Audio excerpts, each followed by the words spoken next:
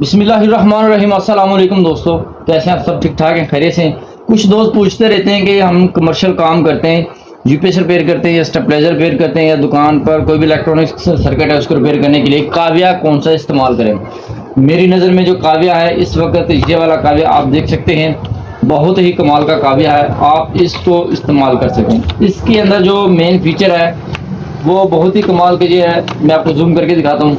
जहाँ पर आपको नज़र आता है इसकी स्पीड, यहाँ पर हाई, यहाँ पर लो और यहाँ पर ऑफ।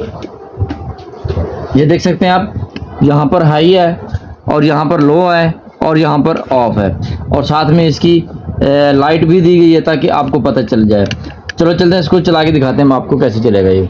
जी दोस्तों, हमने इसको प्लग इन कर लिया है। अगर आप लो स्पीड पर चलाएंगे इसको तो आपको यहाँ पर ग्रीन लाइट चलती हुई नज़र आएगी। अगर आप इसको हाई पर रखेंगे तो यहाँ पर आपको ये वाली रेड वाली जो लाइट है ये चलती हुई नज़र आएगी।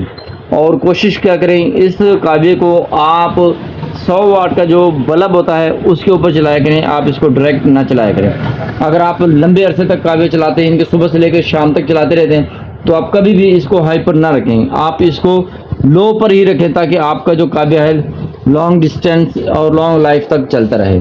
अगर हम इसकी कीमत की बात करें तो मार्केट में आपको ये 1200 रुपये का आसानी के साथ मिल जाएगा। बहुत शुक्रिया जी।